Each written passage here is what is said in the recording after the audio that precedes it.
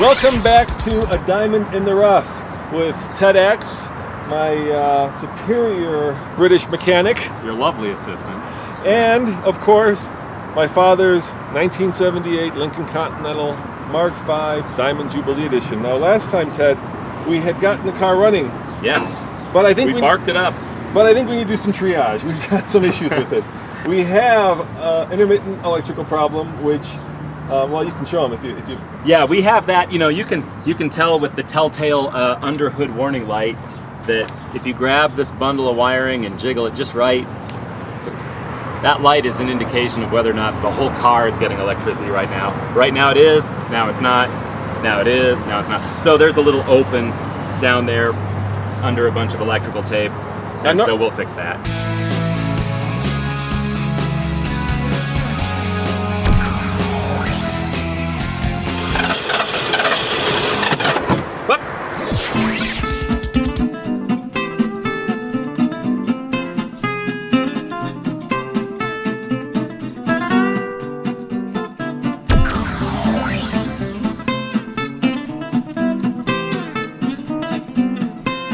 This is much more than a car to me, and I'll tell you why. If you look at the color, it's this kind of crazy baby blue, and in high school, when I had a chance to go to my prom, there was, of course, a girl who now calls herself Jean, but back in the day, her name was Jeannie, that I had an eye out for, and I thought I could impress her by taking her to prom in a very special car. But here's the really funny part.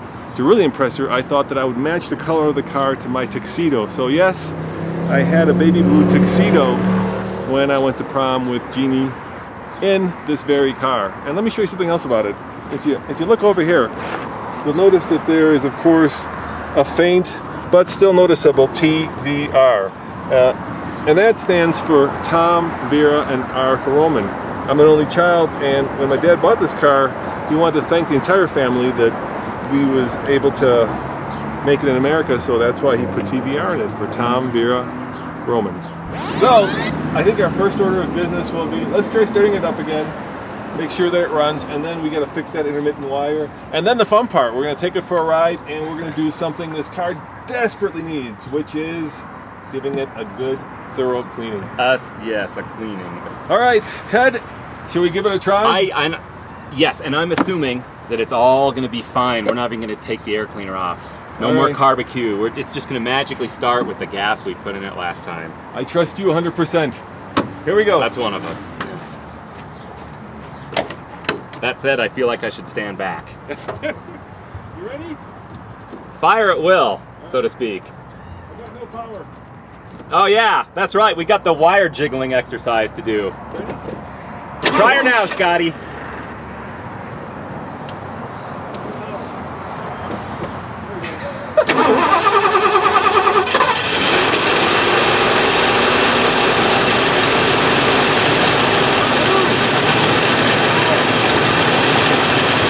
Runs like $100. All right, here's the question. Will it die if you let go of the wire? Yes, it will. All right, let's... Oh, the starter's still going.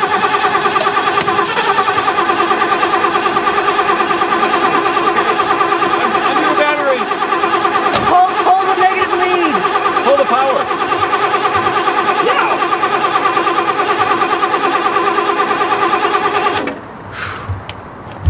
Are you still recording, guys? That would be the new solenoid, I might add. Are you guys recording? You gotta get this. All right. So we've got some issues. We do. And that was the new solenoid stuck in the on position. Yeah. Thank goodness it's new. Did that pull off, you think?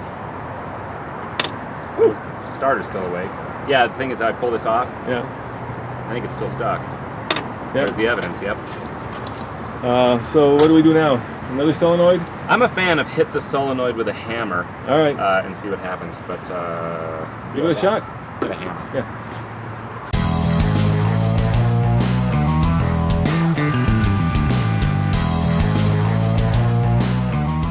You know, a moment of praise for cameraman Tommy, who not only had the foresight to bring electrical tape when your brilliant mechanic did not.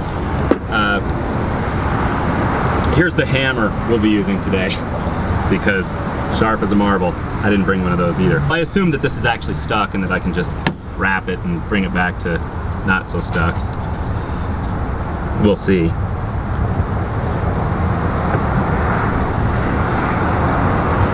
So far so good. Not cranking the starter.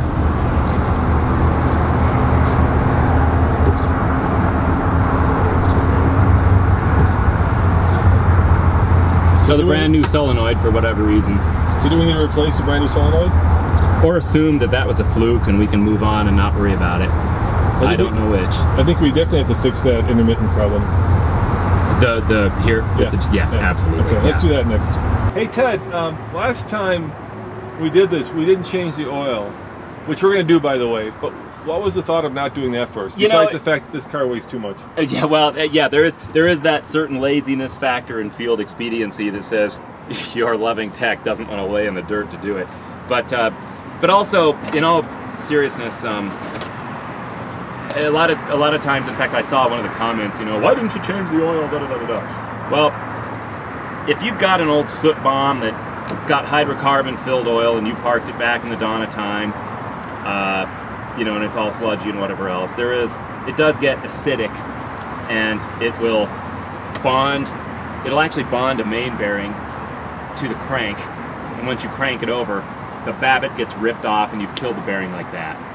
Changing the oil doesn't change that. If it's happened, it happened while it was sitting here. Usually it's in damper climates that sort of thing happens and so on. So really the worst case scenario is that by not changing the oil, we introduce some kind of sludgy old oil into an engine that is incredibly understressed anyway. It's really pretty harmless.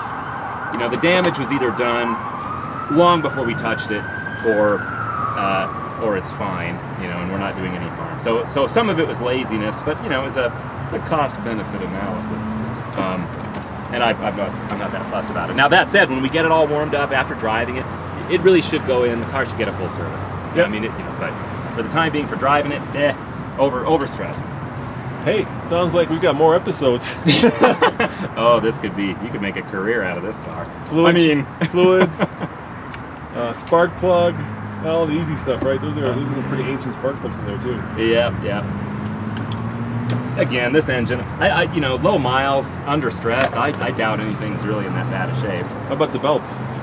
I'll get back to you. You know, that's funny. You know, as a mechanic, right? You always recommend that your customer change the belts and hoses and tires and all this kind of stuff. On my own cars, belts carry a spare. You know, I tend to worry about that less. You know, my lawyer might say otherwise, but you know. Now I'm hoping that this crusty-looking connection is our guilty culprit on the. There's kind of a box here, which this almost looks. You know, I don't know. Sometimes cars would build resistors and things right into the harness. This looks like something I could believe is factory. The only reason I'm looking at it with a suspicious eye is because all the rest of these wires are continuous, and whatever's in here is a mystery to me. So I say we look there first. All right, Ted, you say you have it sorted.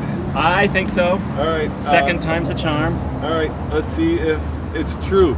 Now the way we know if we've got the electrical gremlin sorted out is this little light will come on when and if you put the connector on the negative terminal of the battery. So give it a shot. Okay. Here we go. I was holding my tongue just right the whole time, so I know it'll work. Woohoo! All right, we have power.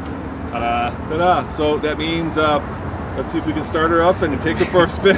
It means we can start her up and see if the solenoid still sticks, which it should, because I didn't fix that. But yeah. That's a brand new solenoid we put in. So yeah. And that wasn't a refurbished one. That was apparently OEM. New parts are just a good place to start, you know? Yep. By the way, I'm taping up my earlier transgression here, just... That's all right. Yeah. Good to have sound electrical connections. Or at least buried electrical connections that the next guy can diagnose. We still have to fix the mouse tube part. Yeah, we got that voltage regulator in our future. Yeah.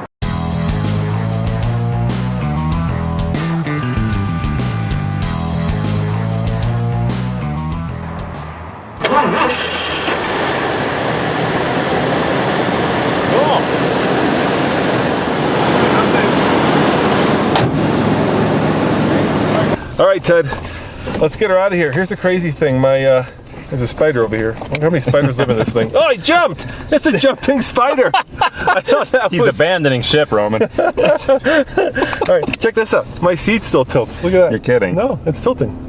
Yeah, it's working. This is luxury, I want to dude. play. All right, I'm in reverse. Here we go. Reverse is backwards, you know.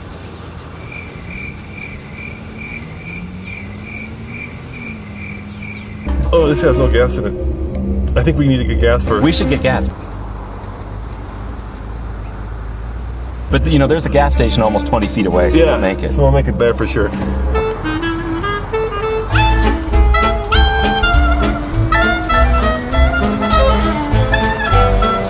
She runs! Look at that.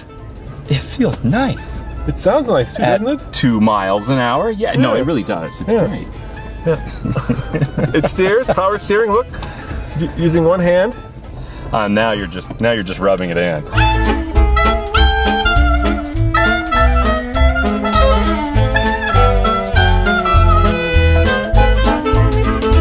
Of course, I don't think air conditioner is working, and it's very hot out there. No, and I'm afraid to roll the window down and have it get stuck in that position. But it has that hot car in the junkyard feel to it right now.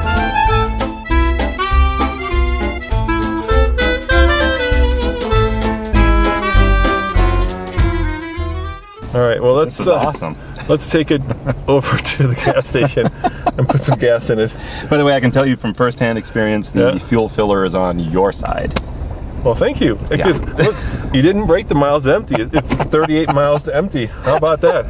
Look at that ride. We're going some four-wheeling here, and it's just doing fine. Sort of. Look at that. How much we put in there, Ted? How optimistic are you? Couple gallons? Balance. All right, and what? The good stuff, the medium stuff, the cheap stuff? I'm guessing you can get away with the cheap stuff. I think you're right. Yeah. Cheap stuff it is. All right, here we go.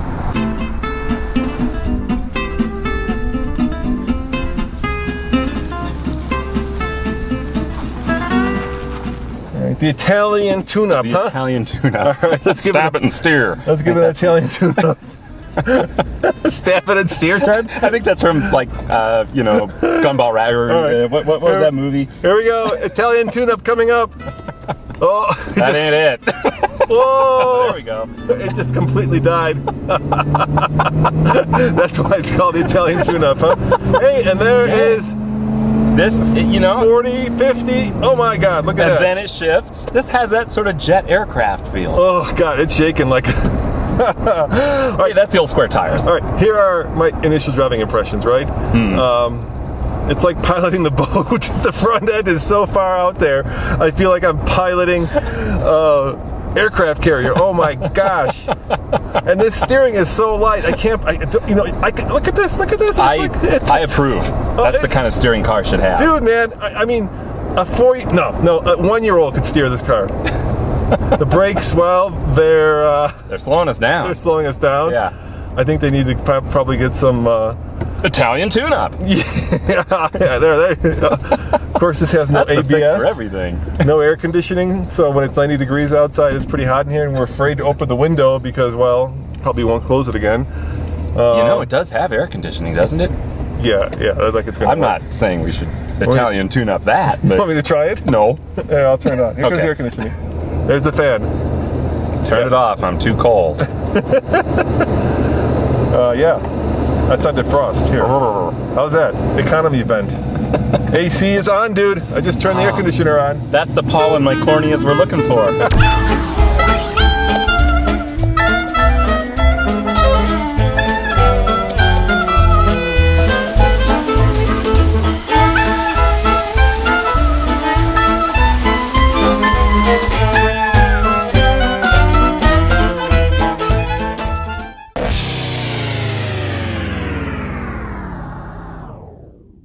Alright, so the radio doesn't work because the antenna won't come up, but what should we do? Glenn Miller or Ella Fitzgerald? Oh, look, here's the original one. The quadrasonic balance. So you can actually set it up. Well, that one's not going to work. Oh, That one's... that belongs in the trunk almost. All right, Tom Jones, dude.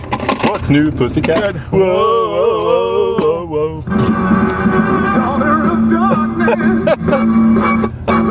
All right, I'm only hearing the back speaker, unfortunately. That's enough. Well, I think we have, on the Quadrasonic, I think we have one speaker that still works. I think one's good. It's better than none. It's one speaker working. One speaker, yeah. Oh, I just switched. You switched the tracks. I'm flashing back to the 70s.